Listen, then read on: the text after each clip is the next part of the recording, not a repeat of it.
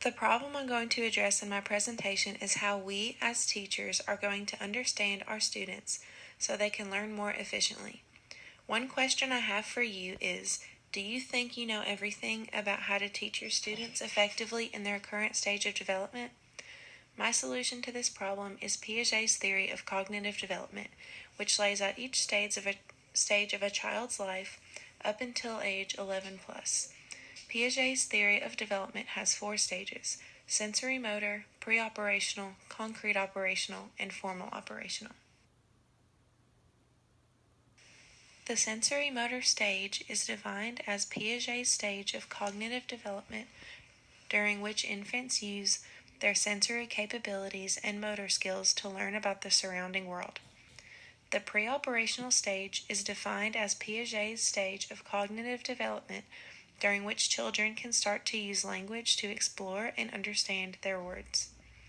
The concrete operational stage is defined as Piaget's stage of cognitive development during which children begin to think more logically, but mainly in reference to concrete objects and circumstances. Finally, the formal operational stage is defined as Piaget's stage of cognitive development during which children begin to think more logically and systematically. In the sensory motor stage, children mainly learn through trial and error experiences. During the pre-operational stage, children can really only focus on one thing at a time. They have a hard time multitasking. When children reach the concrete operational stage, they are able to think more logically, but they can only apply this logical thinking to physical objects. Therefore, when teaching children in this stage, it would be more useful to teach them using physical representations and visuals rather than hypothetical situations. The connections are made easier. Once children reach the formal operational stage, they can do mathematical calculations, think creatively and more abstractly, and imagine the outcome of certain actions. Their thinking becomes more advanced and they are capable of more complex thinking without visuals. Now I'm going to go through what each stage looks like to a teacher. In the sensory motor stage, there are 4 substages: reflex acts, primary circular reactions, secondary circular reactions, and coordinating secondary schemes. These substages range from the first month of life. This is where the infant responds to certain stimuli with natural reflex reactions, to the 4th substage, which is ages 8 to 12 months. During this substage, infants learn to use their acquired knowledge to reach a specific goal.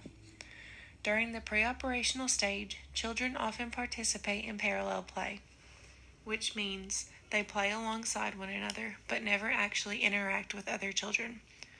Children at this point have not grasped the social function of language or rules. Piaget refers to the concrete operational stage as the turning point of a child's cognitive development. Children normally engage in imaginative play. They tend to think about logical concepts in illogical ways. Finally, in the formal operational stage, children are able to think abstractly. They can think through questions like, if Kelly is taller than Allie and Allie is taller than Joe, who is tallest? The sensory motor stage is from birth to age 2. The pre-operational stage is ages 2 to 7. The concrete operational stage is ages 7 to 11. And the formal operational stage is ages 7 plus. If a child is a certain age acting as if they should be in a different stage than Piaget's outline, that may be something to discuss with the parents. This could be an issue that either needs to be worked out at home, it could be a sign of developmental deficits, it could be a sign of some kind of disability, or so many other options. A recommendation I found from Piaget says that teachers should take an active, mentoring role towards students.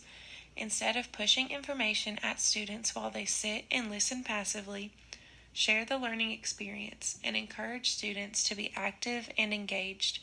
Take your students seriously and respect their ideas, suggestions, and opinions. Supplement traditional lectures with relevant hands-on classroom activities that let students experience the content for themselves. I want to restate the problem. How are we going to understand and teach our students better so they can learn more efficiently? My solution to this problem is Piaget's theory of cognitive development. Some action steps that I have come up with are learn about the stages, go deeper into what each stage looks like, and identify what ages should be experiencing what stages.